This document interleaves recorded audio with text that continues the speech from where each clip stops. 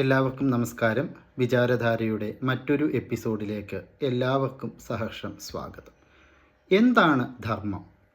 എന്താണ് ജീവിതത്തിന് ഉത്തേജനവും മാർഗദർശനവും തരുന്നത്? ഏതൊന്നിൻ്റെ അടിസ്ഥാനത്തിലാണ് നാം ജീവിക്കേണ്ടത്? എന്താണ് നമ്മെ നന്മയിലേക്ക് നയിക്കുന്നത്?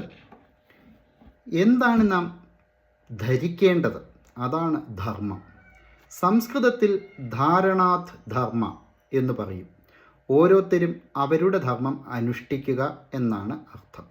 ധർമ്മത്തെ ആര് രക്ഷിക്കുന്നുവോ അവനെ ധർമ്മം രക്ഷിക്കും. ധർമ്മത്തെ ആര് ഹനിക്കുന്നുവോ അവരെ ധർമ്മം നശിപ്പിക്കും. ധർമ്മത്തിൻ്റെ അടിസ്ഥാനത്തിൽ പ്രജകളെ രക്ഷിച്ചിരുന്ന ഒരു നാടായിരുന്നു നമ്മുടെ ഭാരതം. സന്തോഷമായി ആരോഗ്യത്തോടെ ധർമ്മം അനുഷ്ഠിച്ച് ജീവിക്കുക, ജീവിത വിജയം നേടാൻ കഠിന പരിശ്രമം, ഇച്ഛാശക്തി, ആത്മാർത്ഥത, ആരോഗ്യവും സന്തോഷവും നിറഞ്ഞ ഒരു ശരീരം, അതോടൊപ്പം ഒരു മനസ്സ് എന്നിവ ആവശ്യമാണ്.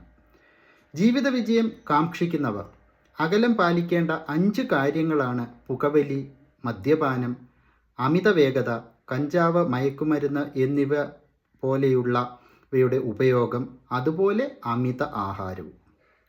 ഇവയൊക്കെ ഒഴിവാക്കേണ്ടതാണ്. ഇവയൊക്കെ ശ്രദ്ധിച്ചാൽ നമുക്ക് ധർമ്മത്തെ മുറുക്ക പിടിക്കാനും വിജയം നേടാനും സാധിക്കും. യഥോ ധർമ്മ പരം ശ്രേയ, അഥവാ ധർമ്മം ഒന്ന് മാത്രമാണ് പരമമായ ശ്രേയസ്. ധർമ്മത്തിൻ്റെ മറ്റൊരു ലക്ഷണം സത്യമാണ്. സത്യേന രക്ഷ്യതേ ധർമ്മു, അഥവാ സത്യത്താൽ ധർമ്മം രക്ഷിക്കപ്പെടുന്നു.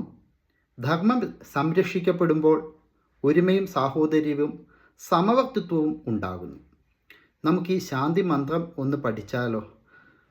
ഓം സഹനാവവതു സഹനൗ ഭുനക്തു സഹ വീര്യം കരവാവഹൈ തേജസ്വിനാമവീതമസ്തു മാ വിദ്വിഷാവഹൈ. ഓം ശാന്തി ശാന്തി ശാന്തി. ഒരുമിച്ച് പ്രവർത്തിക്കാം, ഒരുമിച്ച് ഭക്ഷിക്കാം, ഒരുമിച്ച് പ്രാർത്ഥിക്കാം. അപ്രകാരം തേജസ്വികളായി നമുക്ക് മാറാം. ആരോടും വിദ്വേഷമില്ലാതെ ജീവിക്കാം. നന്മ നിറഞ്ഞ ചിന്താധാരകൾ എല്ലായിടത്തു നിന്നും വന്നു ചേരട്ടെ, ഒഴുകിയെത്തട്ടെ. നമുക്ക് മേൽപ്പറഞ്ഞ രീതിയിൽ ധർമ്മത്തെ തേടാം. അപ്രകാരം ധർമ്മം ആചരിച്ച് നല്ല വ്യക്തിത്വങ്ങളായി ജീവിക്കാം. നമുക്ക് ഈ ഗാനത്തിൻ്റെ 2 വരികൾ ഒന്ന് കേട്ടു നോക്കിയാലോ? എന്തെന്നറിയാത്ത ആരാധനയുടെ ആന്തോളന സ്വരം പാടി സ്നേഹമയൂഖമേ നിൻ പദതാളം ഞാൻ തേടുകയായിരുന്നു, ഇത്ര നാൾ തേടുകയായിരുന്നു. എന്തെന്നറിയാത്ത ആരാധനയുടെ ആന്തോളന സ്വരം പാടി. എല്ലാവർക്കും നന്മ നിറഞ്ഞ സുദിനം ആശംസിക്കുന്നു.